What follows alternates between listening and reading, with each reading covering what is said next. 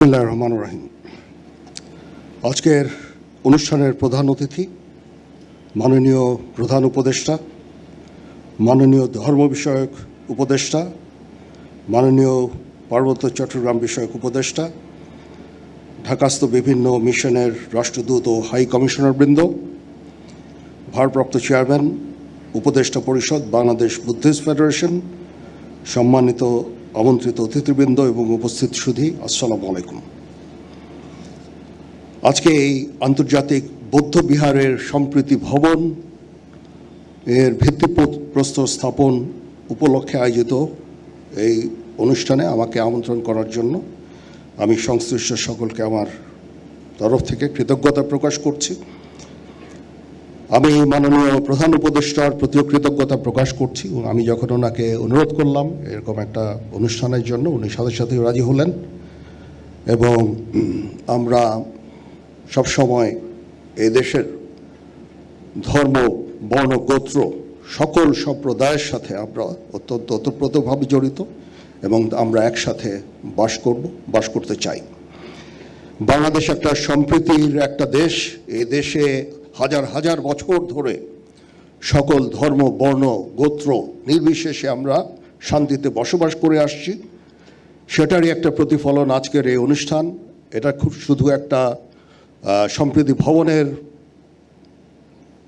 ভিত্তিপ্রস্তর স্থাপন উপলক্ষেই একটা অনুষ্ঠান নয়। এখানে আমরা একটা সম্প্রীতির একটা সমাবেশ করেছি, সেখানে সকল ধর্ম, বর্ণ, গোত্রের লোকজন আছে। আমরা এভাবেই আমরা আমাদের দেশটাকে দেখতে চাই। এই গৌতম বুদ্ধের যেই নীতি, অহিংসবাদ, সম্প্রীতি, মানুষের প্রতি ভালোবাসা, হিংসা বিদ্বেষবিহীন দেশ, এটাই আমরা গড়ে তুলতে চাই এবং আমরা চাই সবাই একসাথে এখানে সুন্দরভাবে বসবাস করব। সেই উদ্দেশ্যেই আমরা সবসময় কাজ করে যাচ্ছি। এর আগে কঠিন চিবরদান একটা অনুষ্ঠান হয়েছিল, আমাদেরকে আমন্ত্রণ করা হয়েছিল, আমরা এসেছিলাম।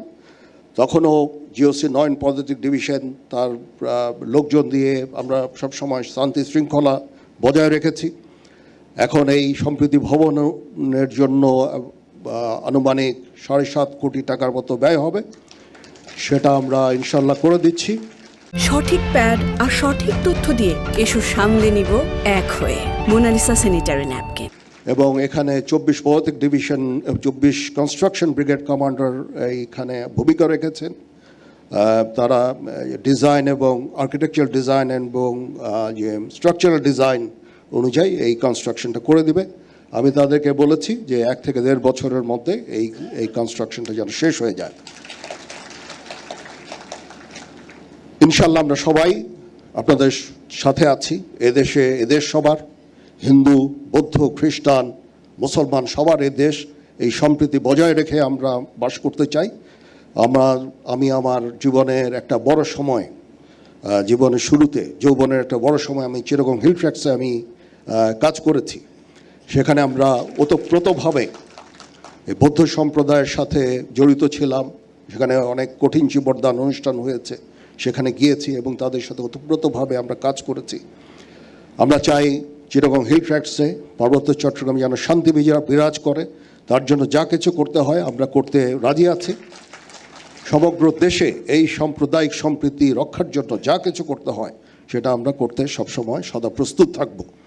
আমি মাননীয় প্রধান উপদেষ্টাকে আবার ধন্যবাদ জানাচ্ছি। ওনার অনেক কর্মব্যস্ততার মাঝেও উনি রাজি হয়েছেন এখানে এসে এবং উনি আমাকে অনুপ্রাণিত করেছেন এই কাজের জন্য। এই জন্য ওনার প্রতি আমি কৃতজ্ঞতা জ্ঞাপন করছি এবং আমরা ইনশাআল্লাহ সবাই মিলে এই দেশ জাতিকে একটা শান্তির জায়গায় নিয়ে যেতে চাই।